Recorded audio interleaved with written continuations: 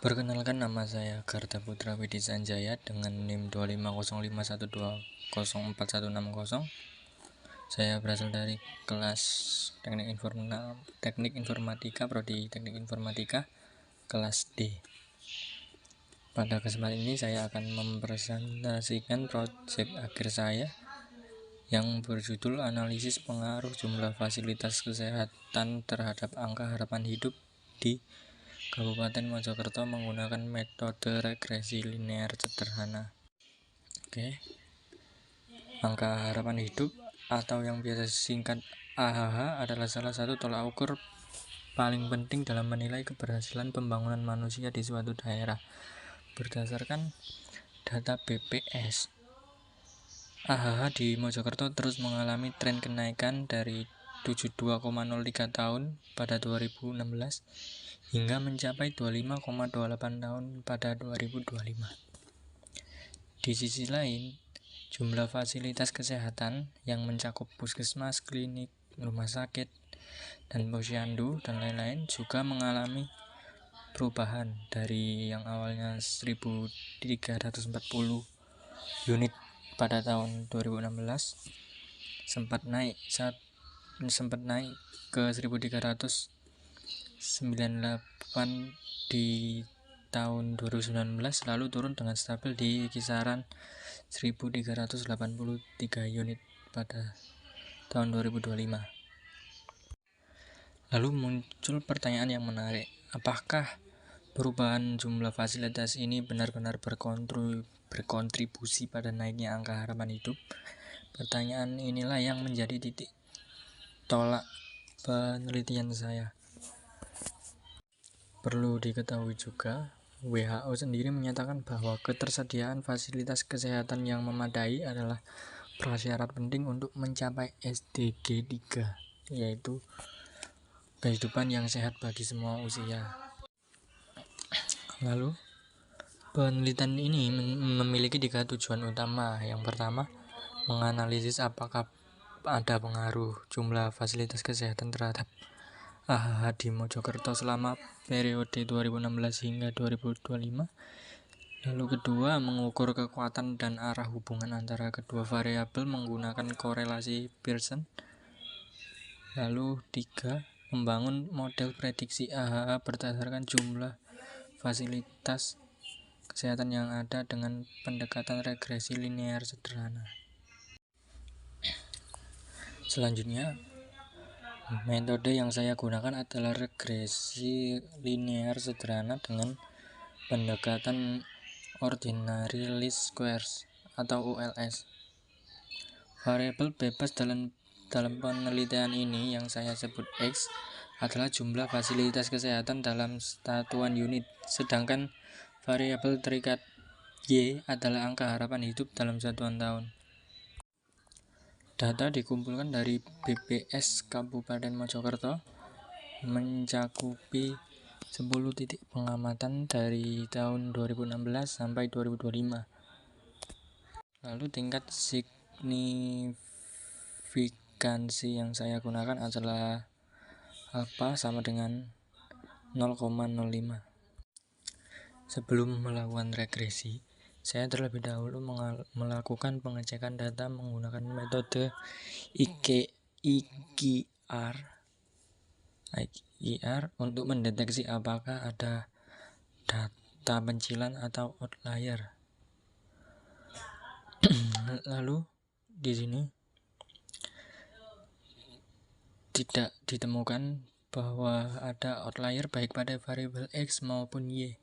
Jadi data siap digunakan untuk analisis lebih lanjut.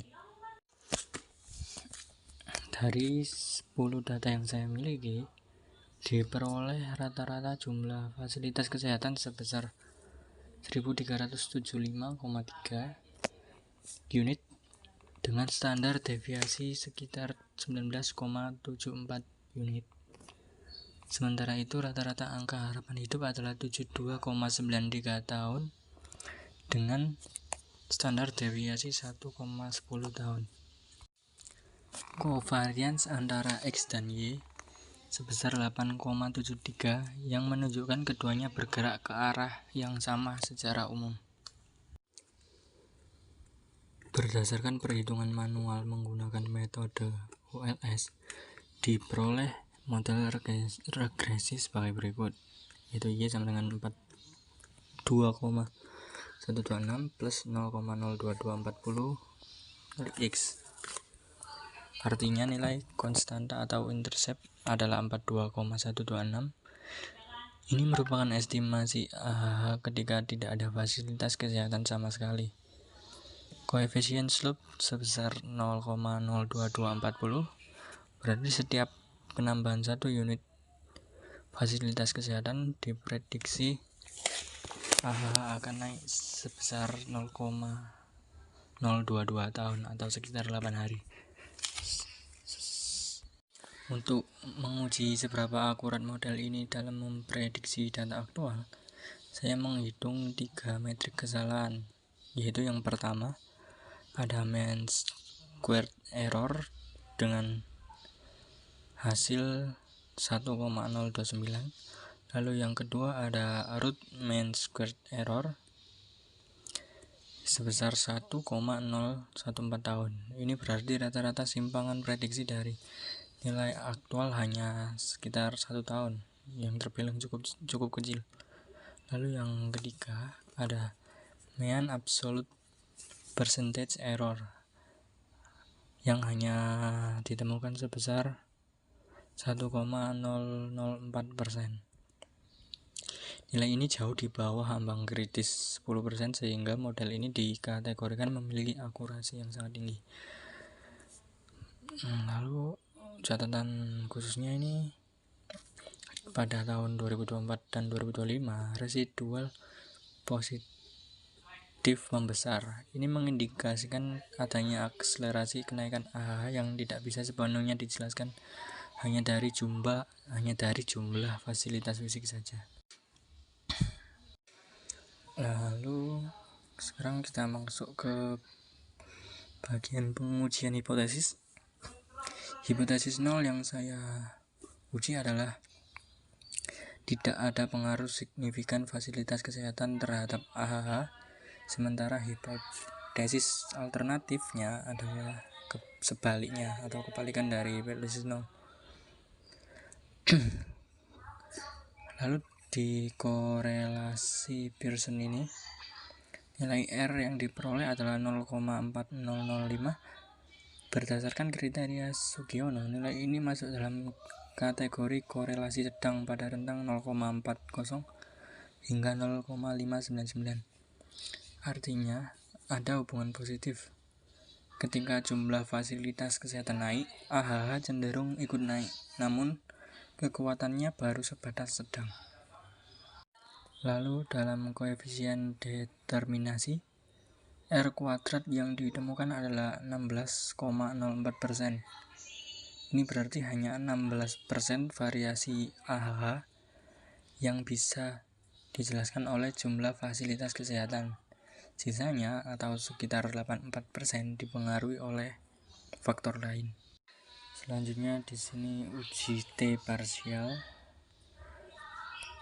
Nilai T hitung yang saya peroleh adalah 1,236, sementara nilai T tabel untuk alfa 0,05 dengan derajat bebas 8 dan uji dua arah adalah 2,306.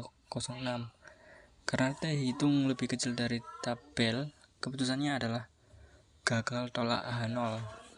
Pengaruh fasilitas kesehatan terhadap AHH tidak signifikan secara statistik.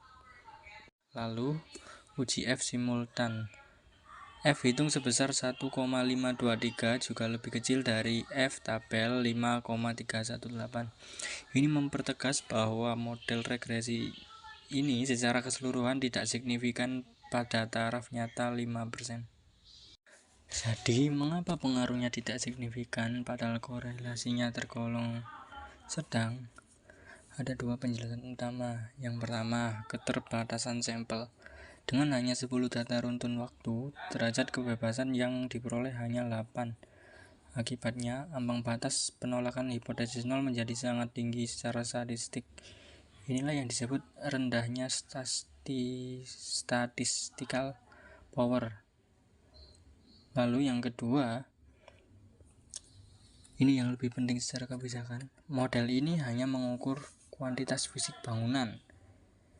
Ia tidak menangkap kualitas layanan, kelengkapan peralatan, dan ketersediaan dokter dan tenaga medis, maupun program kesehatan berbasis komunitas. Faktor-faktor itulah yang kemungkinan besar mendominasi peningkatan AHH. Ini adalah temuan yang sangat relevan untuk para pembuat kebijakan di Mojokerto. Lalu, kesimpulannya adalah yang pertama, model regresi yang terbentuk adalah Y sama dengan 42,126 ditambah 0,02240 kali X. Setiap tambahan 1 unit fasilitas kesehatan diprediksi menaikkan AHH sekitar 0,022 tahun. Lalu yang kedua, kekuatan hubungan tergolong sedang dengan R positif 0,4005, namun pengaruhnya tidak signifikan secara statistik pada alfa 0,05 akibat keterbatasan jumlah data.